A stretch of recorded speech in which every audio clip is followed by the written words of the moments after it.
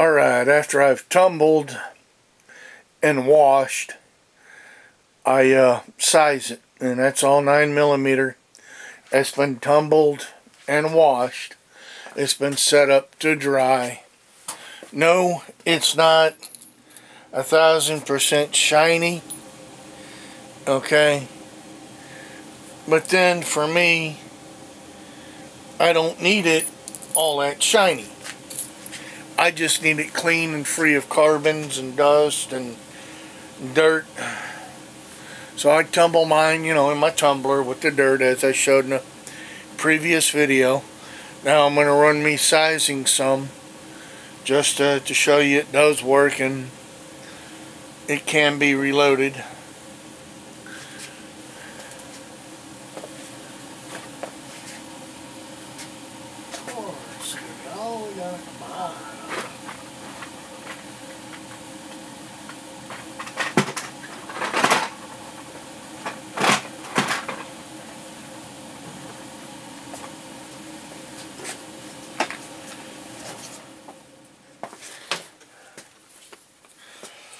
I'm using my Lee reloader, 9mm. It's got the carbide sizing die. But I'm going to show you where I use my bootleg lube on it also. A lot of people don't use the lube with the carbide dies. I say to each their own preference on that. It's not going to hurt me to lube them up a little bit.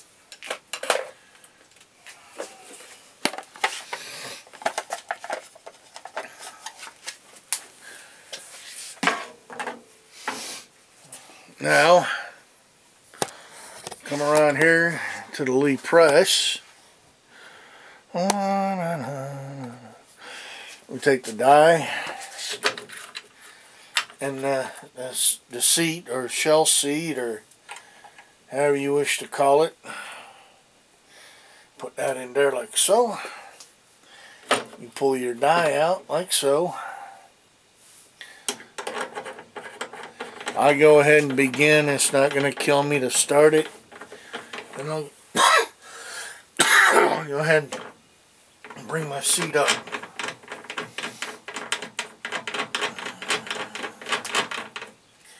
Screw down the seat. Okay, until it mates. Again, bear with me and all the shaking and that on my own camera, man. I wonder if I can get a close-up of that if I drop a little trim here.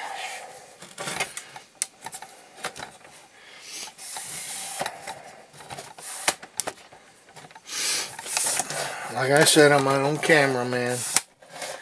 A lot of this is trial and error on my part.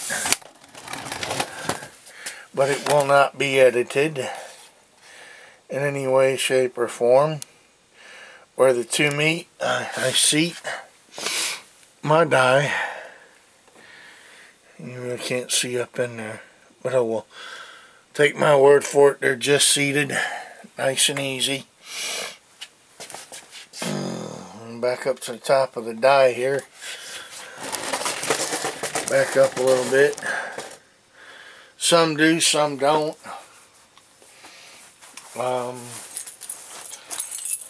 I add an extra measure on mine. Mind you, it doesn't have to be colossal or bare or anything like that.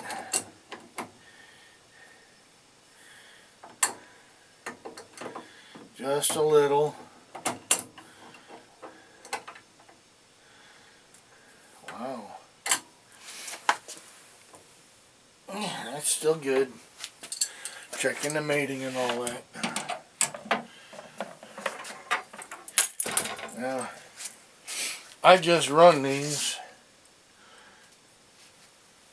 And I'm going to show you the lubing process. I got to go back into my cabinet here.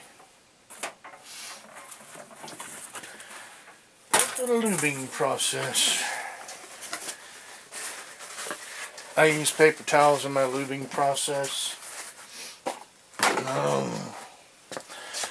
Be honest with you, it just makes it a little cleaner, a little neater. I wonder if I can...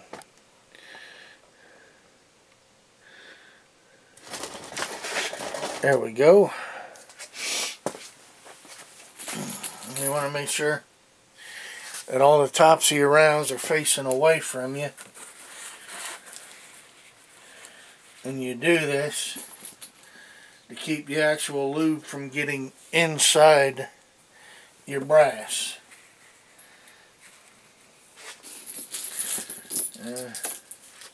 A lot of people do quick demos and whatnot. I'm probably going to pull a few pieces, hit them, and then do a few more off camera.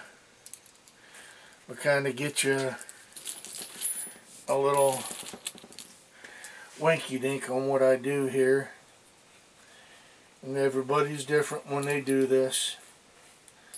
There's all steps and processes, and you have to find what works for you rather than what worked for your neighbor or the guy who taught you, or you know, so forth and on and on.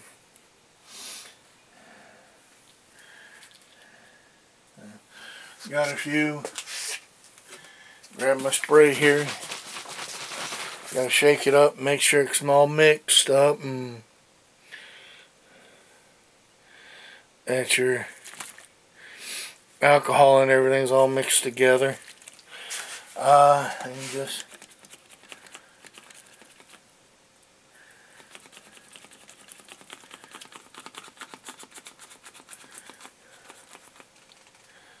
oh wow, I've never had that happen.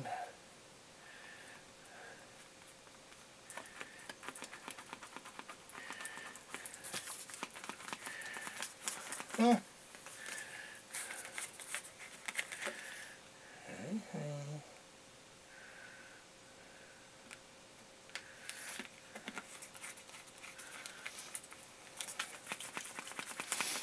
Where it's been cold here lately,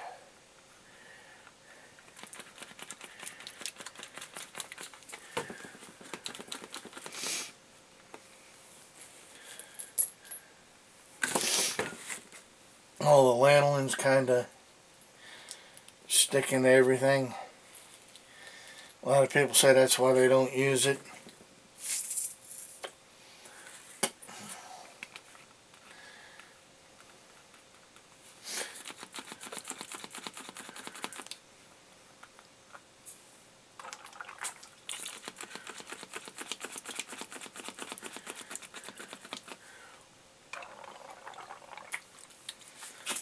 There it goes.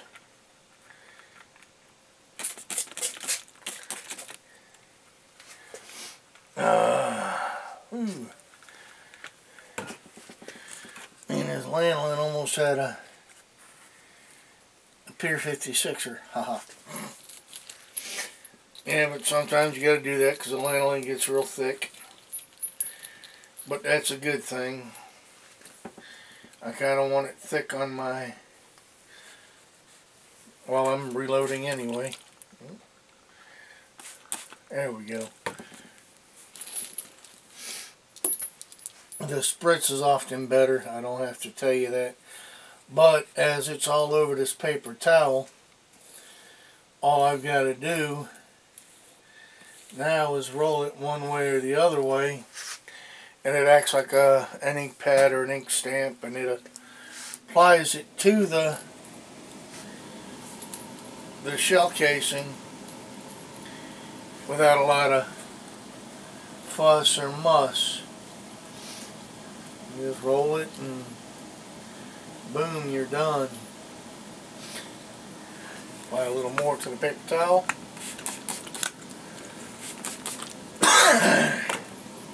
Grab you a few more casings.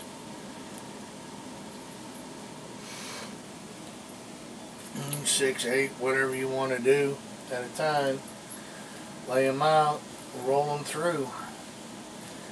It picks up that lanolin and that alcohol pretty good. I'm going to step back over here to the resizing chamber. kick the camera again. Like I said, I'm my own cameraman, so please bear with the focus in and focus out. As I do this, there we go. There we go, even better. Now I store mine in airtight pitcher containers. You can use jars or whatever. Whatever works for you. It's just I use these because the wife goes out and buys all this stuff. It's good for 6 months, a year, maybe 2 years. And then she goes out and she buys all this new stuff for it. And I'm like, well, instead of throwing it out, letting it go to waste. Whoop. I did miss a step. I usually use one of these. It don't matter which one I get, large or small, for this step. But it's the primer for the Lead Press Challenger kit, a little primer. It's a priming arm. It goes into press. I add that to it, and the primer automatically drops down into my trash bucket I got beneath it. But, like I said, it doesn't have to be perfect. Up in and kiss.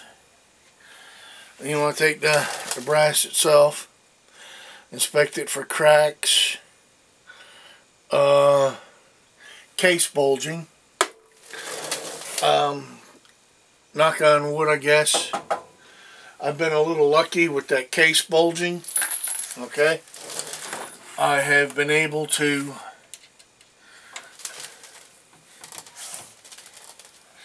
get it shoved up into my sizing die pretty good. And on my 9mm, and that's really helped out a lot.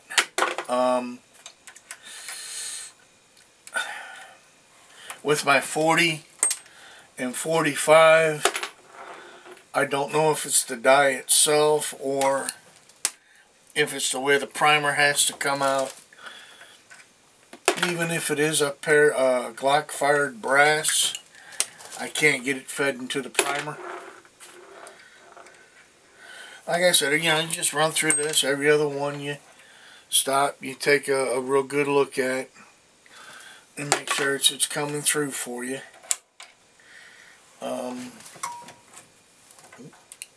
There it goes. I want to make sure that primer drops through. This isn't bad. I mean, to be honest with you, I think this is the worst step of it all. Even when I bill and prime, it doesn't seem to take like as much time as this does. Maybe it's because I'm doing 2 steps at one time and it does shorten it a bit. But this sizing is just like, punching out the primer. Believe it or not, in the old days, I didn't have the dies for priming and sizing, so I decapped by hand. That's a nightmare. Well, yeah, because you can only knock out 1 or 2 primers before you got to empty everything. That took forever. I'm kind of glad I got onto this Challenger press kit. Now I know those guys got turrets and everything else like that, and that works great if you can dedicate 5 or 6 hours solely to reloading. I don't. As it's like, I don't know, 2, 3 o'clock in the afternoon. I just got started. I can probably hit 1 step. And my kids will be home bouncing off of everything. My mom will have to go to church. And I'll have to be in there to watch my dad and the kids. My wife will be here, but she'll generally get in the tub to get a shower for work. You know, it's like I said, this is by far, for time-wise and whatnot, this is by far single stage in batch is by far the best use of time, or the best use of short time. Because I know that once my wife gets in the shower, my mom is gone, my dad is in bed, he's bedridden.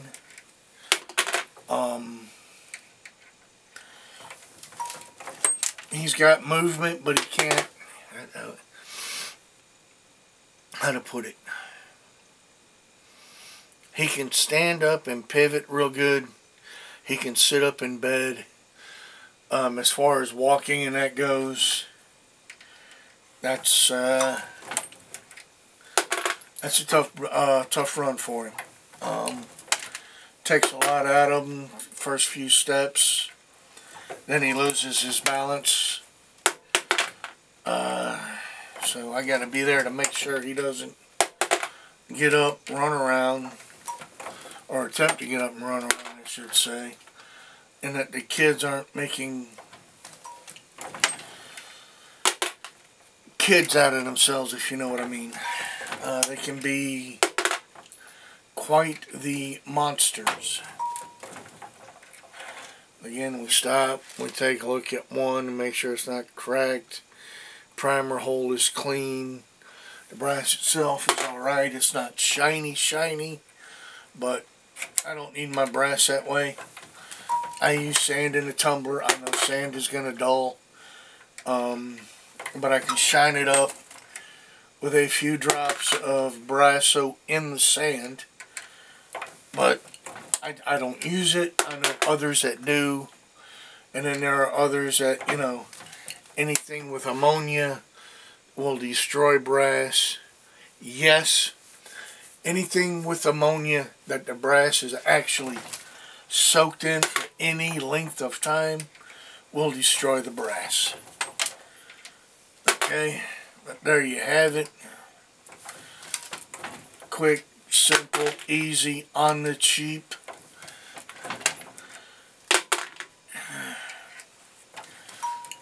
In the end, I choose. It's my responsibility. If this brass blows up on me, I've got nobody to blame but myself. This is why I tend not to sell it or let people have it. Most of the reloaders feel almost the same way about that.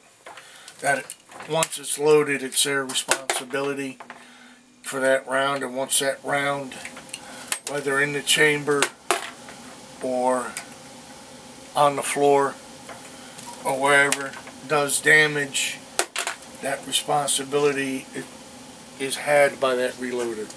He feels that personally, you know. Like I said, I probably got a couple hundred rounds up there.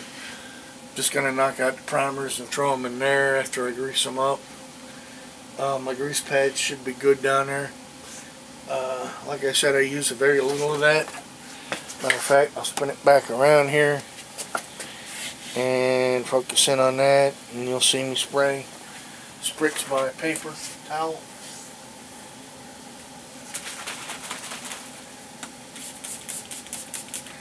With alcohol and lanolin, I use 2 ounces of lanolin to 24 ounces of heat in the red bottle.